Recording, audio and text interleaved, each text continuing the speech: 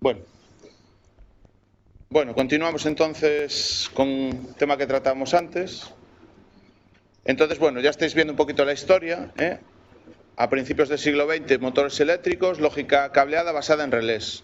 Años 60, aparición del transistor, aparición de la lógica cableada basada en dispositivos de estado sólido, ¿vale? Pero seguimos cableando, sin programar, ¿vale? Aún no aparece el computador, sino que simplemente esto es un sustitutivo de la lógica basada en relés. De hecho, aquí tenéis, por ejemplo, hay dos fabricantes que podríamos destacar, que son pues Philips con su Norbit, sus puertas Norbit, y Siemens, que ya aparece en este momento a jugar aquí en este tema, con la serie Simatic C. Fijaros ya, Simatic, ya aparece la palabra Simatic, Siemens automática, Simatic. Bien, la historia ya más moderna, relacionada con el nacimiento en sí del autómata programable. Pues ya veis, en el año 68, General Motors, concretamente la división Hydramatic, realiza un concurso para una propuesta de un controlador electrónico que sustituya a las soluciones de control cableado que se utilizan hasta ese momento. Es decir, ya General Motors, por su cuenta, digamos que se imagina que se podría hacer control por medio de un computador, ¿vale? Pero no sabe muy bien cómo. Y entonces, digamos que lanza un concurso, eso se hace mucho en Estados Unidos, cuando alguien tiene una visión pero aún no se ha comercializado, cree que eso se podría hacer pero aún no está hecho, pues digamos que se lanza un proyecto, un concurso para que alguien intente proponer esto, ¿vale? Bueno, pues la propuesta ganadora, hay alguien que gana y corresponde a una consultora que se llama Bedford Associates, ¿vale? Y que propone la realización de un controlador lógico programable, ¿vale? Es decir, PLC. La palabra clave, el cambio importante para que se vendía en ese momento era la P, de programable, en vez de cableable, Y Logic Controller, pues era lo que se estaba haciendo hasta ese momento, control lógico, basado en relés o basado en dispositivos de estado sólido. Entonces, nace la marca, ya os expliqué en la clase anterior cómo se consiguió el dinero para fundar y lanzar este proyecto, y se crea el Modicon, la marca Modicon, ¿vale? Bedford Associates acaba ganando y creando una marca comercial de este tema de autómatas. Y concretamente el Modicon, del cual su primer producto fue el 084. ¿Por qué? ¿Sabéis por qué se llamó el 084? No tenéis por qué saberlo, lógicamente. Pues era el proyecto número 84 de la consultora, Bedford Associates. Mirad qué curioso. O sea que hay que intentarlo más de una vez para tener éxito, ¿no? Esto quiere decir que, bueno, no todo sale a la primera, hay que sudorar. No todo es inspirar, también hay que sudorar. Bueno, pues entre los componentes, como os decía, de ese equipo de Bedford Associates, y bueno, se le considera el inventor, o sea, la persona que lo propuso, está pues este hombre, Richard Morley, que hoy en día es considerado el padre de los PLC, de los dispositivos autómatas programables. Aquí lo tenéis. Si queréis oírlo hablar en español, pues simplemente vais a la web de www.jiet.es y bueno, buscáis el enlace a su conferencia, que fue de otros temas, fue de temas de innovación y emprendimiento. Habla de una conferencia sobre emprender, o sea, crear una empresa. Y bueno, pues durante hora y pico estuvo charlando en el Centro Social Caixanova sobre esos temas, ¿no? Pero bueno, en su momento pues creó esta empresa. También lo podéis encontrar en internet, os reto a que busquéis en Google Richard Morley o Dick Morley, y bueno, pues incluso encontraréis su casa, que se llama The Barn, la granja. Vive en una granja. Bueno, y aquí está un poco una imagen que él, digamos, vaticinó de lo que sería la arquitectura de un autómata programable, ¿vale? Ya veis, tiene un panel de operador, por supuesto, hay que programarlo, por lo tanto tiene que haber un panel del operador para programar. Creó un dispositivo de programación, en este caso era un dispositivo a medida. El controlador, las unidades básicas que tenía, pues eran alimentación, lo que era la CPU, como buen computador que se precie, y la memoria de usuario, como buen computador que se precie. Las entradas y salidas, lógicamente, puesto que esto es un computador que se va a conectar a entradas, a un control de procesos, por lo tanto la entrada y salida no iba a ser el ratón y la pantalla y el audio o la VGA y no sé qué, sino que iban a ser típicamente, sobre todo en las primeras versiones, entradas y salidas digitales, todo nada, en su mayoría. Vale, como las visteis en el laboratorio de automática. Y bueno, aquí tenéis el marketing, ¿no? Pues una señorita al lado de un computador, el Modicon PLC84, qué magnífico, qué estupendo, ¿vale? Y este es creo que lo saqué de la propaganda de un catálogo del Modicon, ¿vale? Bueno, es una anécdota, ¿no? Ahí tenéis la foto del Modicon 084, como veis era una cajota, pues robustiana, ¿eh? Cuentan también la anécdota de que cuando lo llevaban en la furgoneta, ya nada más sacarlo de donde lo habían hecho hacia General Motors, creo que se les cayó y aguantó el golpe, o sea que ya tuvo su primer test fuera de la fábrica, que se les cayó, era un bicho bastante pesado. Daros cuenta que en aquellos tiempos, pues aunque existían los computadores, pues, bueno, eran trastos, ¿no? Eran aparatos muy voluminosos, no como los conocemos hoy en día.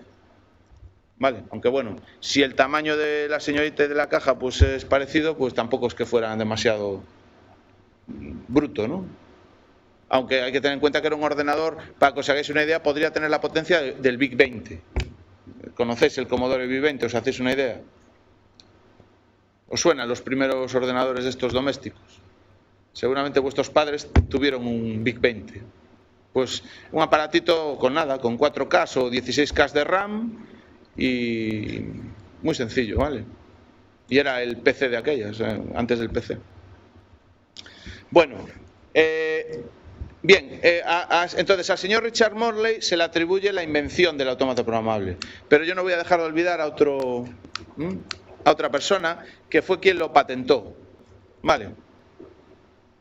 El término PLC fue patentado en el año 74, fijaros aquí la diferencia, 6 años, fue patentado por la marca Allen Bradley. Hoy es Rockwell Automation, pero en su día Allen Bradley eran dos personas, Allen y Bradley, y crearon pues esa marca, AB, Allen Bradley, y de hecho fueron los que patentaron el autómata programable en el año 74. Concretamente el ingeniero, como el doctor ingeniero que lo patentó o que lideró esa patente, es el doctor, otra persona importante en este mundo de la automática, el doctor Odo Struger, que desgraciadamente pues ya no podemos tenerlo con nosotros porque falleció en el año 98. Pero os puedo contar una anécdota. Resulta que Dick Morley y el señor Odo Struger eran amigos y esquiaban juntos muchísimas veces. A los dos tenían una gran pasión que los unía, que era el esquí. O sea que, bueno, pues está considerado como el padre de los PLCs de Allen Bradley. O sea, el inventor del PLC, más o menos a nivel mundial, se le considera a Richard Morley, pero el inventor del PLC Allen Bradley, ¿vale? Y desde luego los que patentaron y quien posee la patente de la palabra PLC, por eso si quieres usar PLC, pues en principio hay que hablar con Allen Bradley. No sé si tiene la patente de esa que dura 50 años, con lo cual en el 2024 ya no tendrán el término, no lo sé. Pero vaya, hoy por hoy la PLC es una palabra reservada de Rockwell, de Allen Bradley. Bueno, pues el doctor Struger, esto lo he sacado de unas transparencias de esta marca de Rockwell. Bueno, yo se lo conté a una persona que está en Galicia de Rockwell. Y bueno, pues el doctor Struger, que como os digo falleció, pues es de origen austriaco, es de origen europeo y trabajó para la empresa Allen Bradley durante 40 años, vuelvo a repetir su duración, y concretamente colaboró activamente en el desarrollo del estándar IEC 1131. ¿Sabéis lo que es el estándar IEC 1131? Pues el estándar que define los lenguajes de programación modernos de un autómata programable, entre los cuales está el de contactos, el de funciones, pero ya están los lenguajes, un lenguaje de alto nivel, un lenguaje gráfico que habéis usado. ¿Os acordáis del SFC? El graph. Bueno, el graph es un lenguaje, la norma define 5 lenguajes. Los 2 de siempre, el de contactos y el de funciones. Hay uno más que es el lenguaje estructurado, el texto estructurado, que es una especie de lenguaje tipo Pascal o Basic, para que nos entendamos. Un lenguaje gráfico de Sequential Function Chart, que es como el graph que hemos visto en el laboratorio el año pasado, en sistemas automáticos. Y el último lenguaje es el lenguaje máquina, el ensamblador, el IL, la lista de instrucciones. Esos son los 5 lenguajes que definen la norma. Hoy en día casi todos los fabricantes utilizan, ya no tiene cada uno su lenguaje, porque aunque todos usaran contactos o funciones, cada uno tenía su jerga. Y si querías cambiar de un fabricante a otro, tenías que aprender una jerga. Y entonces había una torre de Babel de lenguajes de programación. Pues la normalización de los lenguajes hizo que hoy en día cambiar, por lo menos en cuanto al lenguaje de programación, de un fabricante a otro sea muy sencillo. Los estándares hoy en día son muy importantes. ¿Quién se va a comprar? Si yo voy a comprarme ahora, y más los de facto, los de hecho, los verdaderos importantes son los estándares de facto. Si un estándar oficial se hace de facto, mucho mejor. Por ejemplo, vosotros, si fuerais a compraros una unidad de grabadora de DVD, ¿cuál os compraríais? ¿Blu-ray o HD-DVD a día de hoy? ¿Qué no está definido? Bueno, pero no está definida la televisión de alta definición, lo oíamos el otro día en unas conferencias. Tampoco sabemos esos soportes cuál de los dos va a primar. Recordamos la historia de los Betamax, de los 2000, ¿verdad? Estamos escalfados, como los huevos, ¿no? Entonces, cuando compremos algo, ¿por qué será? Porque ha triunfado un estándar, ¿verdad? Cuando tengamos claro, yo por ejemplo no voy a comprar una pantalla de plasma, lo tengo muy claro hasta que sepa cómo va a ser la High Definition TV. Mientras, ¿para qué voy a gastarme algo en una pantalla que luego a lo mejor no es el estándar? Estoy tirando el dinero. Yo voy a evitar comprarme un grabador de DVD que no sea... El DVD ha sido un estándar, por ejemplo. Hoy en día me compro un grabador de DVD y no me duele el dinero porque es un estándar suficientemente bueno para mis películas domésticas, para grabar a la familia, para grabarme a mí, etc. Y es un estándar. Todo el mundo tiene aparatos que reproducen DVD. Pero cuando el siguiente paso no está claro, por ejemplo, ¿verdad? Entonces, ¿cuándo nos decidiremos? Cuando hay un estándar. Entonces, repito que hoy en día una lección que creo que hemos aprendido, por lo menos como usuarios, es que queremos que los aparatos cumplan estándares y si es posible que sean los estándares de mercado, ¿no? Los que todo el mundo, o la gran mayoría, soporta, ¿no? Vale. Bien, aquí tenéis un poco, de hecho una foto que me pasó un amigo, aquí tenéis los primeros autómatas de Allen Bradley. Como veis, en el año 70 es un aparato de estado sólido, o sea, es un dispositivo de lógica programable de estado sólido. Aún no se podría considerar un PLC, pero bueno, está ahí. En el año 74, como veis, sí aparece ya el PLC y lo patentan, y en el año 78 ya lo evolucionan. Entonces, bueno, como veis, 68, 70, 74, a finales de los años 60 es cuando nace el autómata programable. ¿Quién ganó? Da igual, lo importante es que bueno, cada uno tiene su historia y su importancia en todo esto, ¿vale? Bien, aquí tenéis una foto o una imagen de la patente de los PLCs que si la busquéis en internet la podréis encontrar, ¿vale? Es simplemente con esto lo que quiero decir, más o menos es el esquema de un computador, o sea que esto tampoco aporta nada, como patente en sí. Lo inteligente aquí es decir que es un equipo preparado para control industrial, robusto, y si acaso supongo que la patente no la he leído, pero dirá que se programa en tales lenguajes o cuáles lenguajes, ¿vale? Pero si veis esa foto y buscáis los elementos que hay ahí, pues veréis dispositivos de entrada-salida, procesador, no sé qué, y dice, memoria, y dices, esto es lo que tiene un ordenador. No aporta gran cosa, porque de hecho es un computador. La idea genial es lo que os he contado antes, ¿no? Bueno, ahora entrando ya un poco más en modernidades, entonces estamos aquí, en el año 75, ¿vale? En el año 70-75 nace el autómata programable, por lo menos en Europa. Esta es una transparencia cortesía de, bueno, concretamente de un fabricante europeo, y tal como ellos lo cuentan, en Europa la evolución ha sido así. En el año 75 nace en este fabricante también su autómata programable. Lógicamente no le llaman PLC porque el término está patentado, lo llaman pues, de otra forma, ¿no? Y bueno, pues nace. ¿Cómo qué? ¿De qué forma nace? Como un aparato solo. Dice Concho, lo mismo que los PCs en el año 80. Es decir, un aparatito solo. ¿Qué pasa a mediados de los 70? ¿Qué pasa a los 80? Pues se empiezan a comunicar, empiezan a conectarse en red. Es decir, ya para controlar un proceso, ya no solo hay un armario eléctrico y un PLC, sino que existe un armario donde ese armario a lo mejor ya como se controla un proceso muy grande, se ponen varios PLCs comunicándose o entre diferentes armarios y hay un sistema de comunicaciones. Vamos a decir que Ethernet. No tiene por qué, pero me entendéis. Esto es equivalente a lo que ocurría en ofimática con TCP/IP y Ethernet. ¿Vale? Pues curioso, ¿no? Resulta que pensar en paralelo por aquí arriba una línea con los computadores y pensar cómo han ido evolucionando. Yo por lo menos lo tengo muy claro porque yo soy de esta quinta, ¿vale? Y yo vi nacer esto en el mundo ofimático y después me encontré con el autómata, ¿vale? Bueno, y curiosamente en el 80 se comunican.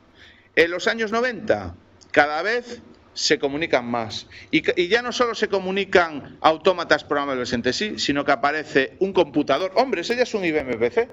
Ya aparece en el año 90 un PC dentro del control industrial, que algo pinta, aunque solo sea un SCADA, un sistema de supervisión de datos, pintar en pantalla cómo está la temperatura del horno, no sé qué, monitorizar, supervisar, aunque solo sea para eso hay un ordenador ya. ¿Vale? ¿Tiene mucha implicación el proceso? A lo mejor en esta época no mucha, porque nadie se fía, entre comillas, para dejar mucha responsabilidad en el ordenador, pero cada vez van ganando más importancia, ¿vale? Y luego aquí también veis que pueden estar en red también los sensores y los actuadores, es decir, hasta los dispositivos se vuelven inteligentes en el sentido que son comunicables. Ya no todas las entradas, salidas, un robot también es comunicable, una pantalla también es comunicable, hasta un motor es comunicable. Es decir, la novedad aquí es que no solo el autómata se comunica en red, sino que a esa misma red de control se conectan PCs, dispositivos si queréis superiores, y dispositivos sensores actuadores, dispositivos inferiores. Y entonces estamos en la época de las comunicaciones, igual que los PCs. Aquí sin esto me muero, ¿verdad? Ahora mismo. A ver cómo me están viendo los del Aula 7 sin este cable. ¿Vale? Ese señor no tendría sentido. El puesto de control aquí de Wigo TV no tendría sentido sin comunicaciones. ¿Vale?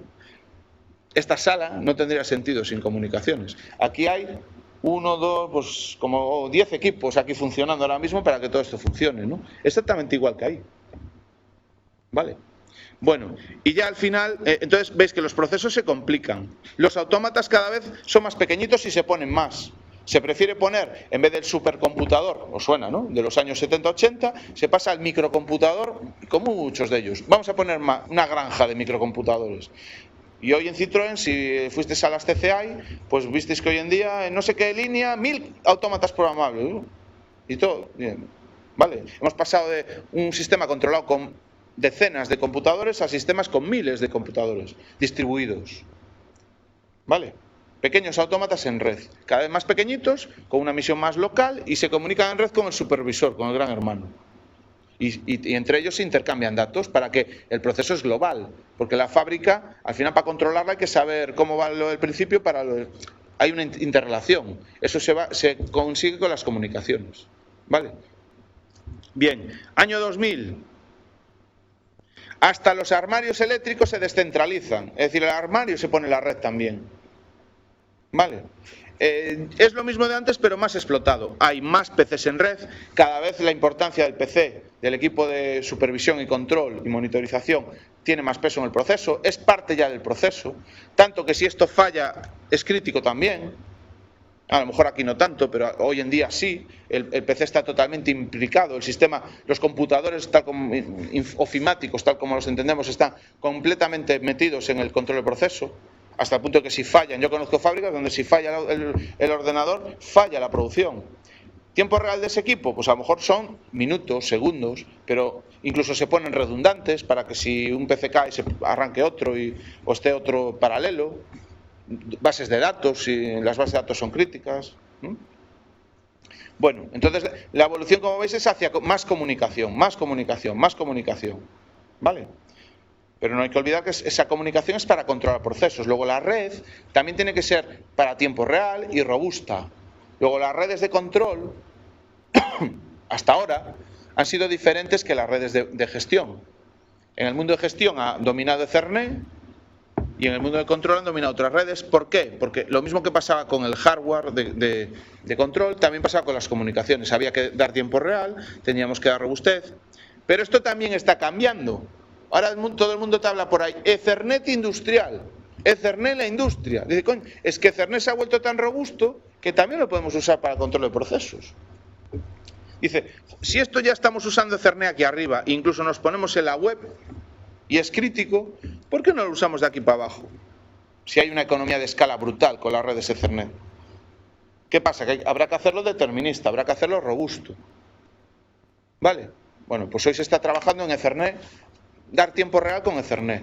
Y ya hay varias propuestas por ahí, ¿eh? Algunas más críticas que otras, seguramente, bueno, lo comentaremos en alguna clase más adelante, ¿vale? Pero que sepáis que también hay una convergencia en redes hacia la red ofimática, igual que hay una convergencia en informática hacia el computador, PC, historia PC. Un PC de hoy no tiene nada que ver con los PC de los años 80, pero bueno, le seguimos llamando PC, ¿no? Intel, Wintel, ya sabéis, ¿no? Que hay otras soluciones. Bueno, estructura lógica de un autómata programable. Dice, bueno, pues tal como hemos visto, es un computador. Por lo tanto, tiene unidad de control, tiene un sistema operativo, no es... Tiene que ser de tiempo real, tiene que ser tal, ¿eh? Tiene memoria para programas, tiene acumulador, tiene unidad aritmético lógica para hacer cuentas, tiene memoria para guardar entradas y salidas, temporizadores, contadores, memoria de marcas, bueno, todo eso que habéis visto el año pasado. Ya no os lo voy a insistir mucho porque en la asignatura troncal hemos hablado mínimamente de esto, ¿no? Lo más distinguible, si queréis, de un autómata es la periferia, tiene tarjetas de entrada-salida, ¿vale? Y cada vez más priman en ellos lo mismo que priman en los computadores ofimáticos, las comunicaciones. Esto, como he dicho, en los años 80 apenas existía y se restringía las comunicaciones poco más que al RS-232 y a la comunicación con el aparato de programación, y que ahora no, ahora ya un autómata, pues digamos que es básico que tenga redes de comunicación, ¿vale? Son menos conocidas que las redes ofimáticas por excelencia, que son Ethernet y todas sus amigas, ¿no? Y sus pasarelas a todas las tecnologías de TCP/IP, es lo importante, el protocolo. Sobre qué se manda ese protocolo ya sabéis que da igual, ¿no? Se puede mandar por muchas tecnologías, no todas, la Ethernet, el cable Ethernet.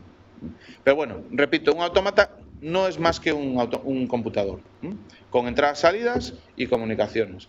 Bien, el programa. Esto también lo sabéis de la asignatura del año pasado, pero os lo recuerdo. Pues, bueno, la idea es que como hay que controlar un proceso en tiempo real, pues el programa tiene que ejecutarse en tiempo real. Por lo tanto, el programa que hagamos se ejecuta de forma cíclica, ¿vale? Y como sabemos el tiempo que se tarda en ejecutar más o menos las instrucciones, y como sabemos el número de instrucciones que cabe en el programa, pues más o menos sabemos cuánto tiempo se tarda en ejecutar este programa con sus pequeñas variantes de si voy por este lado o voy por este otro. Entonces, si esto tarda 3 milisegundos, entre 3 y 4, o entre 2 y 3, bueno, pues, y este programa se ejecuta cíclicamente, sabemos que nuestro tiempo de respuesta es, pues, S más lo que se tarda en hacer esto, más lo que se tarda en hacer esto, más, que es, digamos que estas son misiones del sistema operativo, ¿vale? Si eso es 1 milisegundo, entre todo, pues el tiempo que tardaríamos en ejecutar cíclicamente esto son 4 milisegundos. Por lo tanto, pues este autómata nos daría un determinismo de ejecutaríamos programa, o sea, tendríamos un tiempo de respuesta de 4 milisegundos, por ejemplo. Cuidado con o sea, aquí no se pueden hacer bucles, por ejemplo. O no abusar de los bucles, porque un bucle puede dar... ¿Os acordáis de los bucles infinitos que hacíais en primero? Eso es mortal de necesidad de un autómata programable. Entonces, ¿se pueden hacer? En principio, hombre, con lenguaje de contactos y de funciones, todos intuís que es muy difícil, ¿verdad? Pero claro, si os doy un lenguaje de alto nivel y podéis poner un bucle for, podemos hacer una gambada y poner for igual a 0 tu 5, tu 0, o tu for igual a... o while a mayor que 0 y a nunca crece, y la hemos liado. ¿Cómo se protege el autómata? Pues fijaros, una idea simpática. El watchdog, el perro guardián. Cuando empieza el ciclo, o sea, en el hardware se implementa un reloj que tiene un tiempo de ciclo que es capaz de medir el tiempo que se tarda en ejecutar una determinada cosa. Y es un hardware, hay un hardware asociado en la placa. Y el software del sistema operativo, cuando le va a pasar el control al programa de usuario, o un poquitín antes, le dice a ese contador, a ese reloj, que empieza a contar. y que si llega a 0, en plan marcha atrás, pensar que sea un reloj de marcha atrás, ¿no? De 5, 4, 3... Entonces le dice, empieza a contar en 5. Y es por hardware. Entonces, empieza a contar y el sistema operativo le pasa el control a tu programa. Mientras el programa tuyo está ejecutando en software, en hardware este reloj va bajando. Si este programa acaba antes de que este reloj llegue a 0, entonces no pasa nada. Volvemos a hacer un ciclo, volvemos a lanzar el perro guardián en 5 y volvemos a darle control al programa usuario. Pero si este programa se engoñipa, hace un bucle infinito, lo que sea, este reloj bajará y llegará a 0. ¿Y qué va a pasar? Genera una interrupción hardware al sistema operativo, el sistema operativo retoma el control y entonces se da cuenta de que ha parado por el hardware, por el perro guardián, e inmediatamente pasa stop. Y te da una alarma por salto de perro guardián. Es un vigilante del programa de software. Como tú en el programa puedes hacer una burrada, si el perro guardián se dispara, quiere decir que el programa está mal hecho o está tardando más de la cuenta en ejecutarse. Está vigilándose, es como una redundancia. Y lo que hace el sistema operativo es parar. Vale, entonces estas cosas tienen que ver con la fiabilidad, el determinismo, simplicidad. No puedes hacer un programa muy complicado, pero eso es bueno de cara a la fiabilidad. ¿De acuerdo? Cuanta más mano ancha des, peor de cara a la fiabilidad. Si soy capaz de darte un lenguaje de programación que deja hacer bucles infinitos, pues algún día lo haremos. A mí me ha pasado, y no pasa nada, salta el perro guardia, primero que lo detectas en pruebas, pero rápidamente aprendes que no debes hacer, y si vas a hacer un bucle, mucho cuidadín con el bucle, mucho más que cuando haces un programa informático, porque aquella vez que en primero hicisteis un bucle infinito, a lo mejor ahí hubiera muerto alguien. Si os digo que alguien va a morir por un bucle infinito, ¿a qué os impresiona un poquito más que si os digo que vais a suspender? Es una broma, ¿no? Pero ya decir que vais a suspender en un ámbito universitario asusta, pero si te digo que vas a matar a alguien, creo que asusta más, ¿no? Bueno, entonces, por eso que cuando uno hace programas de control, la responsabilidad, hombre, tampoco es que mates a nadie, pero a lo mejor paras una fábrica que está produciendo coches. De hecho, hoy estamos teniendo un problema con una fábrica, no por un tema de hardware, y bueno, de hecho mañana igual vamos a ir a la fábrica porque es una fábrica que produce coches y que no puede parar, ¿vale? Entonces, quiero decir que todos estos temas, aunque no muera nadie, también es un tema de dinero. Imaginaros que fuera culpa mía que se parara la línea de Citroën. Dios mío, me explico. Es horrible que te pase eso. No tan grave como matar a alguien, creo yo, pero muy grave, ¿eh? Muy grave. Bueno, lenguajes de programación que define la norma IEC 1131. Son 5. Como os dije, hay 2 que son los de toda la vida, faltaría plus. Y aquí estuvo el ingenio del inventor, ¿vale? Los lenguajes de contactos y los lenguajes de funciones, ¿vale? Si queréis más EEUU, aunque eso no, como siempre todo esto es relativo, o sea, esto no quiere decir que no se use en Europa. Y más Deutsch, más alemán, ¿vale? Más europeo. ¿Por qué? Porque la formación de los programadores era más electrónica, los usuarios de los autómatas era más electrónica en Europa, y en Estados Unidos eran más, como empezaron antes con la industria, pues la gente que estaba en eso también era más de un nivel más eléctrico, más que electrónico. Por lo tanto, pero en todo caso, los 2 lenguajes más utilizados de siempre, de autómatas. La lista de instrucciones, horrible. Salvo que seas informático. Un informático flipa, porque ¿qué pasa? Que es el lenguaje más flexible. El programar en ensamblador te deja hacer todo lo que puede hacer el ordenador, para bien y para mal. Entonces, ese es el gurú. Pero claro, el gurú, luego, primero, ¿quién lee un código de un gurú? ¿Alguna vez intentado alguna vez leer un ensamblador, un fuente de un driver de Linux? Que está por ahí en internet. Os invito a que algún día lo miréis y decirme si sois capaces de hacer algo con ese código. Pues a un informático, yo soy un linuxero de los autómatas, es decir, yo he programado en lista de instrucciones, cosas más o menos sofisticadas. Y claro, cuando alguien me lo veía me decía, pero es que esto es ininterpretable, ininteligible. Y digo, bueno, para mí es inteligible. Y digo, no, pero yo no te entiendo. Tengo que hacerlo en contactos o en funciones. O esconder la complejidad, hacer un bloque que lo pudiera entender, ¿vale? Pero bueno, 3 lenguajes básicos. Lo hay que tener a narices. Al final todos los programas se traducen en lista de instrucciones, ¿vale? O sea, al final, de hecho, estos 3 programas que están ahí en la pizarra hacen lo mismo. Lo mismo. Son equivalentes. Y los 2 al final se compilan a código máquina. Bueno, eso no es código máquina, es casi. Eso falta traducirlo a las instrucciones del microprocesador, ¿vale? Pero prácticamente ya son instrucciones que se pueden implementar en un microprocesador directamente. Son casi directas, ¿vale? No exactamente. Bueno, y los otros 2 lenguajes que se han creado ya se llaman de alto nivel, y la norma los ha definido, porque también es interesante que los haya para ciertas aplicaciones, son el que habéis usado el año pasado, que habéis visto que también se usaba en 3 minutos, sin más que entender lo que es un diagrama secuencial, el lenguaje GraphZ. Esto viene de la historia del GraphZ, Petri, que os hemos explicado, las redes de Petri, o el graph de Siemens, que es el que habéis utilizado el año pasado, y al final se ha creado un lenguaje estándar que se llama SFC, el Sequential Function Chart. El graph más o menos cumple el estándar a un buen porcentaje, no totalmente, pero bastante. Y luego el otro, que es un lenguaje de alto nivel, que como veis, si lo leéis, diréis, no es Pascal, no es Visual Basic, pero se parece. Estructuras de control, declaración de variables, etcétera, etcétera, ¿vale? Bueno, lo dejamos aquí y continuamos la próxima semana.